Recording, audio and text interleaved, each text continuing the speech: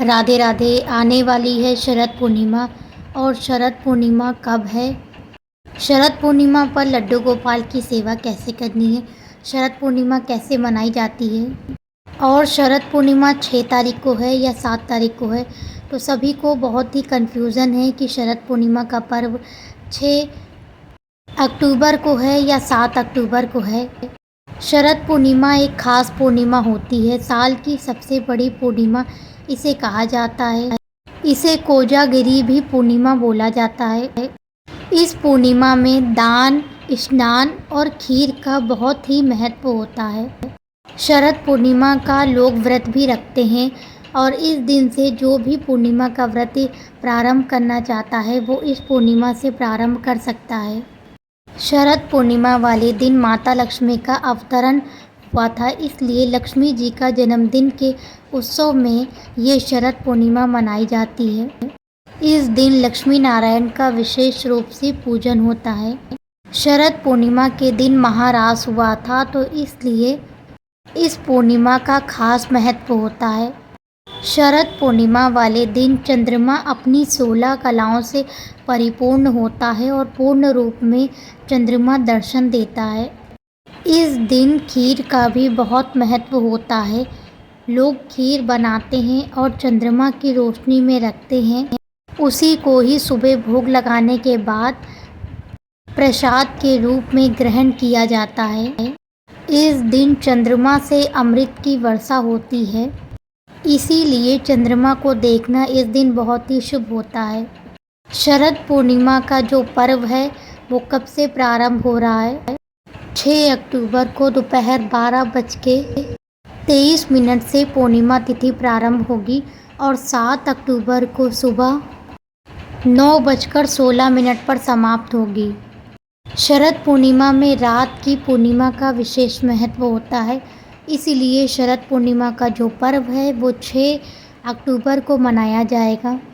रात्रि की पूर्णिमा का महत्व होने के कारण 6 अक्टूबर को ही पूर्णिमा का पर्व है। 6 अक्टूबर को ही व्रत भी रखा जाएगा। 6 अक्टूबर को लड्डू गोपाल जी की पूजा का विशेष महत्व होता है। तो लड्डू गोपाल की पूजा कैसे करनी है, चलिए वो भी जानते हैं। सुबह सुबह स्नान करने के बाद लड्डू गोपाल को जगाएं, उन्हें दूध से या पंचामृत से स्नान कराएं, श्वेत रंग के वस्त्र यानी कि सफ़ेद रंग के वस्त्र पहनाएं और उन्हें श्वेत रंग के ही श्रृंगार करें। सबसे पहले लड्डू गोपाल जी को सफ़ेद चीज़ों का भोग लगाएं, दूध का भोग लगाएं, खीर का भोग लगाएं या सफ़ेद मिठाई का भोग लगाएं। दोपहर के समय लड्डू गोपाल जी के लिए शुद्ध और सात्विक तरीके से भोजन बनाएं। पूड़ी, सब्जी, हलवा, खीर जो भी बनाएं वो शुद्ध और सात्विक तरीके से भोग लगाएं लड्डू गोपाल जी को तुलसी दल मिलाकर। शाम के समय लक्ष्मी नारायण का पूजन करें और लड्डू गोपाल जी का भी पूजन करें। फिर लड्डू गोपाल जी को चांद की रोशनी में बैठा ले थोड़ी देर के लिए। इस दिन लड्डू गोपाल जी को बांसुरी देना बहुत ही शुभ होता है, तो लड्डू गोपाल जी इस दिन बांसुरी बजाते हैं तो लड्डू गोपाल को बांसुरी अवश्य दे। राधा रानी है तो राधा रानी को भी श्वेत रंग के वस्त्र पहनाएं, उन्हें भी अच्छे से श्रृंगार करें राधा रानी का। चंद्रमा की रोशनी में लड्डू गोपाल जी और राधा रानी दोनों को ही बैठा ले। खीर बनाकर छत पर या बालकनी में जाकर रखें जहां चंद्रमा के दर्शन हो रहे हों। इस दिन चंद्रमा के दर्शन करना बहुत ही शुभ होता है।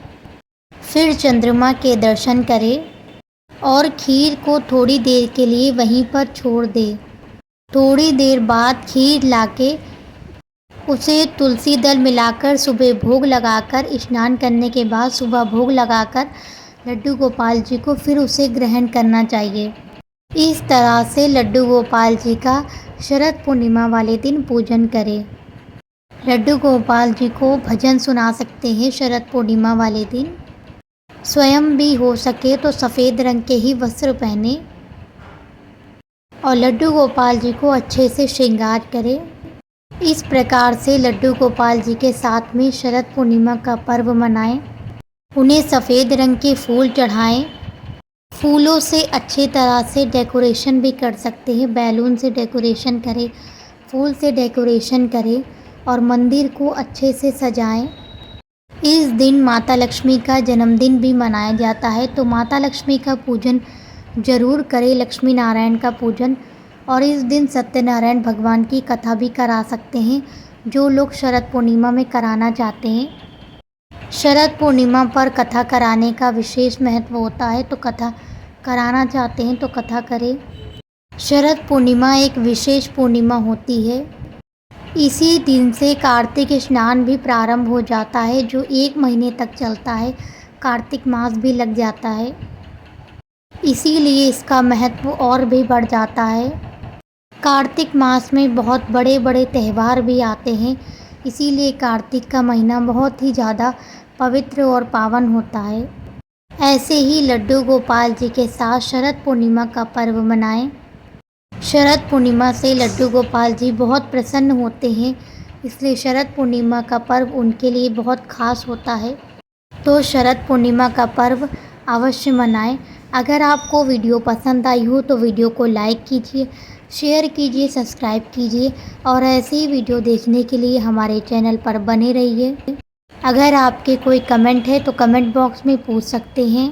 आपको आज की वीडियो और आज की जानकारी कैसी लगी, हमें कमेंट बॉक्स में कमेंट करके ज़रूर बताइएगा। राधे राधे।